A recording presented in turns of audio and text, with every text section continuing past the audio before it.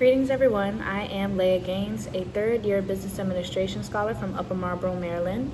And for my business journal assignment, I reviewed the article Artificial Intelligence, Globalization, and Strategies for Developing Countries from the NBER Working Paper series. This article really stood out to me because it connects two powerful forces shaping our world, being globalization and artificial intelligence, and raises big questions about how developing countries can position themselves in this new environment. In this reflection, I'll share what I liked about the article, what I disagreed with, my greatest takeaway, and one practical application for managers and policymakers. So, what I really appreciated about this article is the way it explains the risk AI poses for developing nations in clear economic terms. The authors argue that artificial intelligence could reverse the process of economic convergence, which is the idea that poorer economies who should catch up to the richer ones over time. And historically, globalization helped make this possible because developing countries could use their cheap labor to produce goods for export, gaining a foothold in global markets. I like that the article tied this historical context to today's challenges. It helped me see how AI changes the equation, not just as a technological shift, but as disruption to the entire global economic system. By connecting AI to globalization and economic theory, the article made me think more deeply about how intertwined technology and international business really are. So one thing I disagreed with is this article's somewhat pessimistic tone. It emphasized the risk of AI for developing countries, but it didn't fully highlight the opportunities.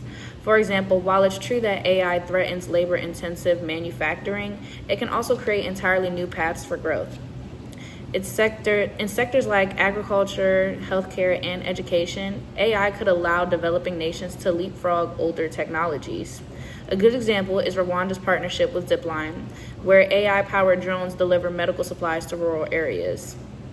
Instead of losing out, Rwanda is actually gaining by applying AI in a niche that directly serves its population.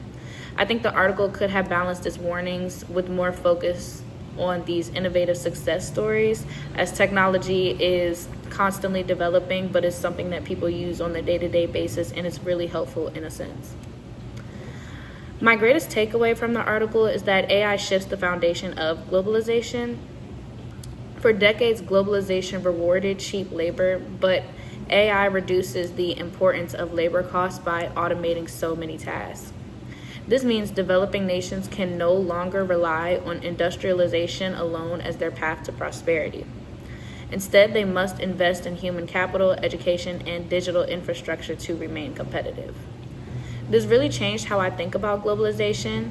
I used to see it mainly as trade and supply chains, but now I see it as something that's reshaped by technology and in ways we might not fully appreciate yet at that.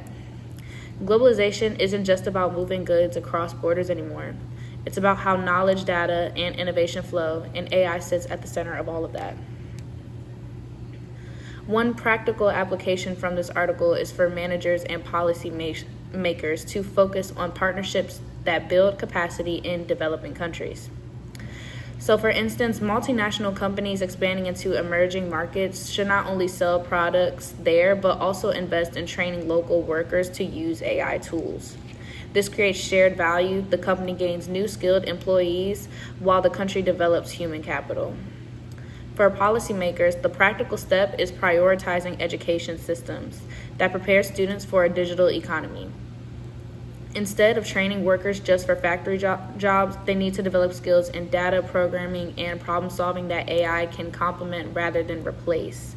Like I said earlier, technology is constantly developing, especially AI. AI is constantly being used, is constantly being upgraded, and it's getting more knowledgeable the more we use it. And because so many companies are shifting towards it, it's really important that we're educating the youth on it. This shift could determine whether a country falls behind or finds new ways to thrive in an AI era. So to wrap up, what I liked about this article is, again, how it clearly showed the risk AI creates for developing nations. What I disagreed with is that it leaned too much on the negative side without showing enough positivity towards AI, as it's helped us so much.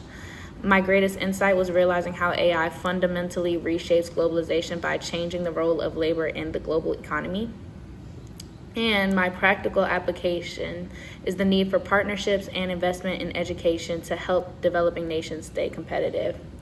Overall, this article gave me a lot of insight and left me thinking about globalization in a more nuanced way, not just as an economic process, but as something constantly being redefined by technology. Thank you so much.